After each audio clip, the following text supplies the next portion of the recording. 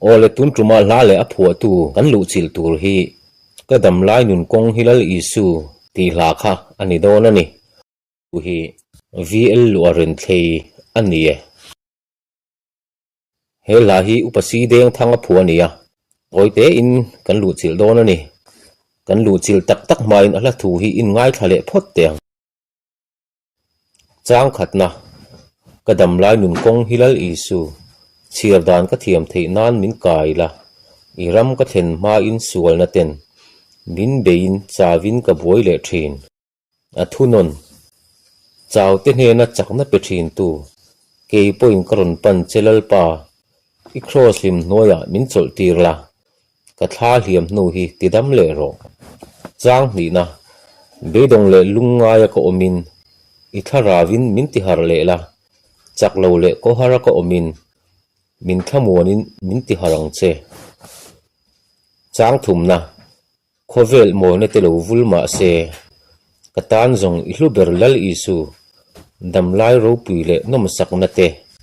ka phu mang ro hlu ber ka nei si Ole he Hla Phuahtu upasi deng thanga hi February ni som pali sang khajakwa sumur khan alo pianga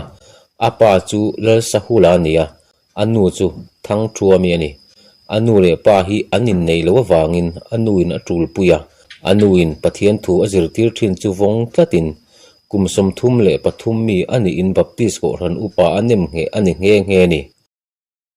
he hla hi zun thla sang khajakwa sumkwa palia tongtai na hun ahman laya pathian pol na adona tanga aphua nia ko ran upa athan ni ma sela anuna pathian in puan chuana nung chu a re thlat maya mang ang takina tongtraya pathian o a hra thei bok si lo pathian hne na an nu pa in an tongtrai le ngot mai thina pathian tharau pol na thar chu don a hne in the me ang mai na re vung bok sia lal isu angai em maya ama lama fel lo a in dapa a hra thei mai bok si lo mang ang le ko har taka om lai chuan zan khat chu pathian in hla tu mangin a ron pol ta a dar kar khat chung lekin a thu le a thuk hi asiam zo vekani he hla a sak su don hian tongtra in lalpa he hla hi ro puina tur ani lova ke ma lan sak na tur ani don chuan phumbo de yang che I ro puinan siam zo kang che ti in a hlan thlapani he hla hian ring tu nuna chau chang te kan to kani po in chakna pe tu lal isu pan mai hi a hlok jok zia moi le fi atakina soilang ani he hla salar ma saber tu te chu baptist khoir aizol te kha amni ole tu na chuan ka dam lai nun kong ti hla upasi deng thanga phua in ngai thatiang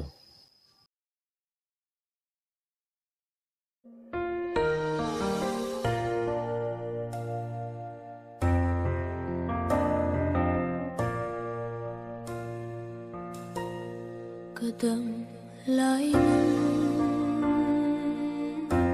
kung hilal isu Richarda Pa thấy nan min kai la iram ka the main sual na ten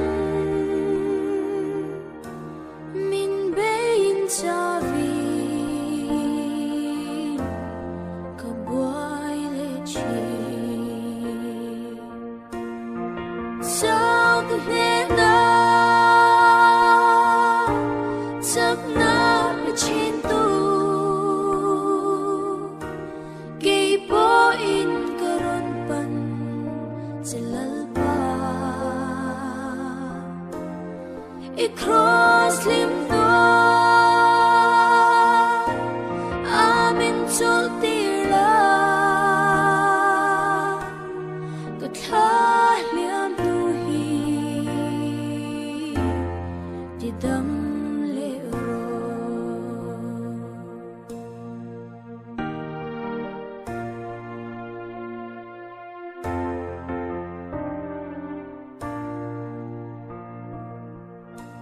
Beidong le lu ngaya kong mi